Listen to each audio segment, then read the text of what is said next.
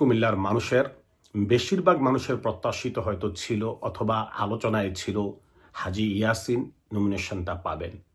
মনোনয়ন সাক্ষ্য ঠিক সেই জায়গায় পানি ঢেলে দিয়েছেন, এমনভাবে পানি ঢেলে দিয়েছেন। এখন এই পানি গুমতির বিপদসীমার কতটুকু উপর দিয়ে যাচ্ছে সেটা শুধু কুমিল্লা শহর এবং জেলায় যারা বিএনপির রাজনীতির সাথে সম্পৃক্ত তারাই শুধু বলতে পারবেন। আসসালামু আলাইকুম, সবাইকে নতুন আরেকটি রাজনৈতিক ব্লগে আপনাদেরকে সুস্বাগতম জানাচ্ছি। লন্ডন থেকে আমি শরীফ চৌধুরী। আজ কথা বলবো কুমিল্লা ৬ তথা শহরের রাজনীতি নিয়ে। কুমিল্লার প্রতিটি অলিতে গলিতে রাজনৈতিক আলোচনার চায়ের কাপে এখন সবচেয়ে বেশি যেই জিনিসটি ঝড় তুলছে সেটি হচ্ছে মনিরুল হক সাক্ষ্য। মনিরুল হক সাক্ষ্য কিন্তু এবারে বিএনপি ঘোষিত যে ২৩৭ জন নমিনেশন পেয়েছে, এখানে ওনার নাম নেই। কুমিল্লা শহর সদরের জন্য যিনি পেয়েছেন ওনার নাম হচ্ছে মনিরুল হক চৌধুরী। কিন্তু কেন সাবেক মেয়র মনিরুল হক সাক্ষ্য এতটা আলোচনা? মনিরুল হক সাক্ষ্য কেন আলোচনা, এর বিশ্লেষণধর্মী একটি আলোচনা আপনাদের সাথে আমি করতে চাই। কারণ মনিরুল হক সাক্ষ্য দীর্ঘ ২ যুগেরও বেশি কুমিল্লা জেলা বিএনপির রাজনীতিতে ইনডাইরেক্টলি ডাইরেক্টলি অভিভাবকের ভূমিকা পালন করেছেন। ৯০ দশকে মামাতো ভাই লেফটেন্যান্ট কর্নেল আকবর হোসেনের প্রচ্ছন্ন ছত্রছায়ায় নিজের রাজনৈতিক কেরিয়ার শুরু করেন এবং পরবর্তী সময়ে মনিরুল হক সাক্ষ্য জেলা যুবদল এবং মূল দলের সাথে আস্তে আস্তে করে নিজেকে সুন্দরভাবে তৈরি করেন এবং প্রথম ছাপ উনি রাখেন কুমিল্লা পৌরসভার নির্বাচিত মেয়র হিসেবে কুমিল্লার মানুষের কাছে নিজেকে মেলে ধরেন। পরবর্তী সময়ে উনি আবারও এটার সুস্পষ্ট প্রমাণ রেখেছেন, কুমিল্লার মানুষের কাছে একটি গ্রহণযোগ্য নেতা হিসেবে সাধারণ মানুষের কাছে যেতে পেরেছেন। সাধারণ মানুষ তাকে কুমিল্লা সিটি কর্পোরেশনের প্রথম নির্বাচিত মেয়র হিসেবেও গ্রহণ করেন। এইভাবে মনিরুল হক সাক্ষ্য দীর্ঘ রাজনৈতিক পরিক্রমায় একজন পরিণত রাজনীতিবিদে পরিণত হন এবং জেলা বিএনপির রাজনীতিতে একজন অভিভাবক হিসেবেই আস্তে আস্তে নিজেকে তৈরি করেছিলেন। কিন্তু দুর্ভাগ্য হয় তখন যখন ২০২২ সালে সারা দেশে আওয়ামী লীগের যে কোনো নির্বাচনে বিএনপি যাবে না বলে ঘোষণা দেয়।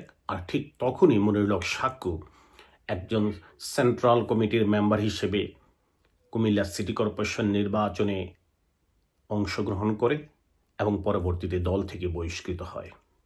এই ২০২২ সালেই মূলত বহিষ্কৃত হওয়ার মাধ্যমে কুমিল্লার শহরের রাজনীতি থেকে বিএনপির রাজনীতি থেকে অনেকটা বাক্সবন্দী হয়ে যায় মনিরুল হক সাক্ষ্য। সেই মনিরুল হক সাক্ষ্য এবার কিন্তু জাতীয় নির্বাচনকে সামনে রেখে ওয়ার্ক শুরু করেছিলেন, কিন্তু বিএনপি থেকে বহিষ্কৃত হওয়ার কারণে সুবিধা করতে পারছিলেন না ২০২২ সাল থেকে গত কিছুদিন যাবত। কিন্তু পাশার শেষ দানটা উনি কিন্তু খেলে দিলেন যখন ২৩৭ জনের নমিনেশন পেপারটা ঘোষণা হলো এবং কুমিল্লা ৬-এ ঘোষণা করা হলো। কুমিল্লার মানুষের বেশিরভাগ মানুষের প্রত্যাশিত হয়তো ছিল অথবা আলোচনায় ছিল হাজী ইয়াসিন নমিনেশনটা পাবেন। মনিরুল হক সাক্ষ্য ঠিক সেই জায়গায় পানি ঢেলে দিয়েছেন, এমনভাবে পানি ঢেলে দিয়েছেন।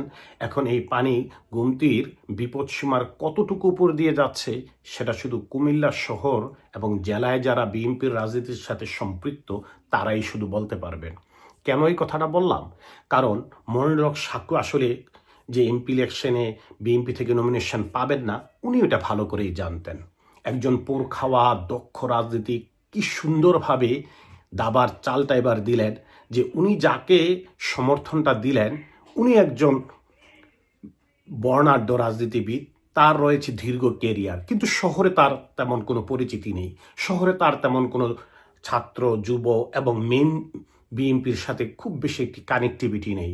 কিন্তু উনি মনে করেছেন যদি মনিরুল হক চৌধুরীকে আমি সমর্থন দিয়ে আমি যদি হাজী ইয়াসিনের নমিনেশনটা ক্যান্সেল করে দিতে পারি এটাই আমার বিজয় হবে এবং মূল বিএনপিতে প্রবেশের জন্য আমার একটা ডোর ওপেন হয়ে যাবে।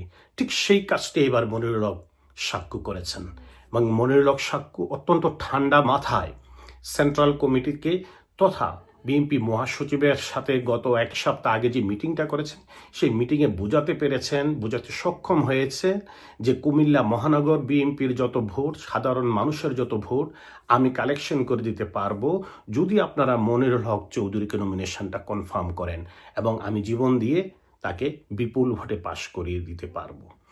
ওনার প্রতি কিন্তু কেন্দ্র আস্থা রেখেছেন, এবং তার প্রতিদানে কি করলেন, উনি মনিরুল হক চৌধুরীকে নমিনেশনটা দিয়ে দিলেন সেন্ট্রালি।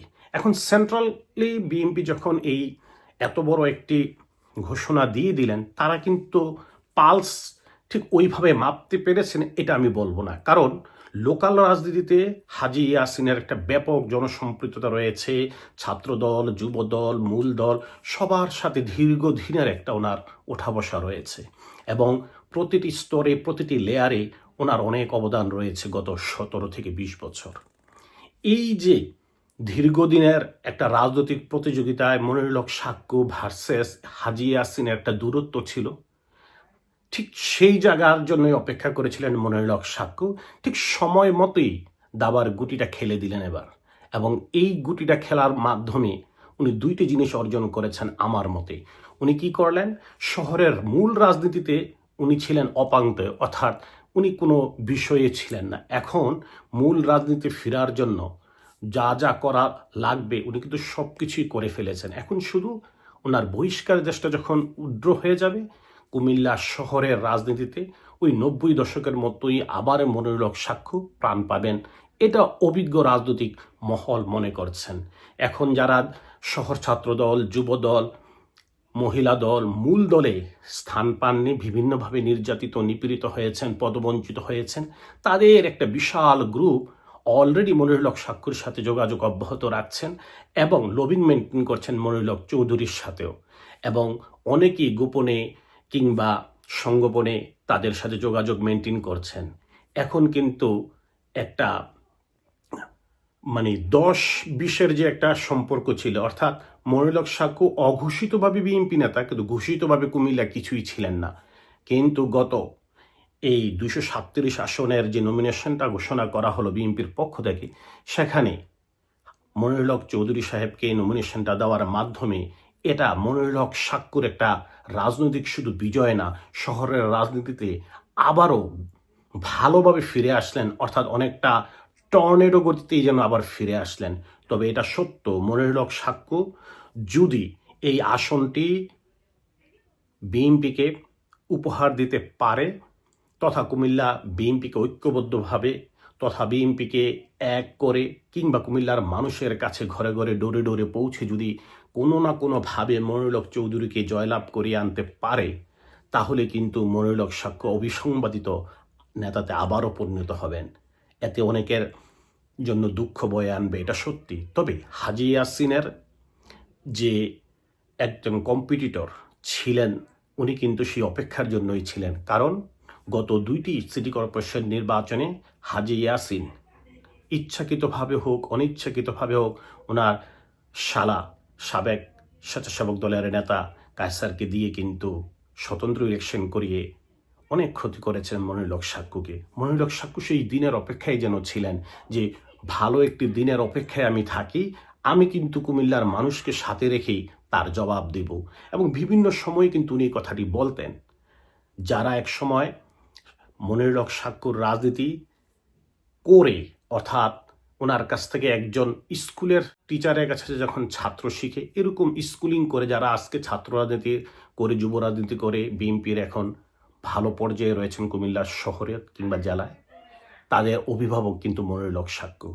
তাই আগামী দিনে যদি মনিরুল হক সাক্কু আবারও জেলার তথা মহানগরের দায়িত্বে চলে আসেন, অবাক হওয়ার কিছু থাকবে না। মনিরুল হক সাক্কু কি আসলেই কুমিল্লাবাসী তথা জেলা বিএনপির মূল দায়িত্বে চলে আসবেন কিনা, এর জন্য আরও কিছুদিন হয়তো আমাদের সকলকে অপেক্ষা করতে হবে।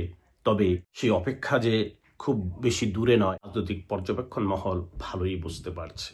কথা হবে নতুন কোনো ভিডিওতে, ততক্ষণ পর্যন্ত সকলের জন্য নিরন্তর ভালোবাসা।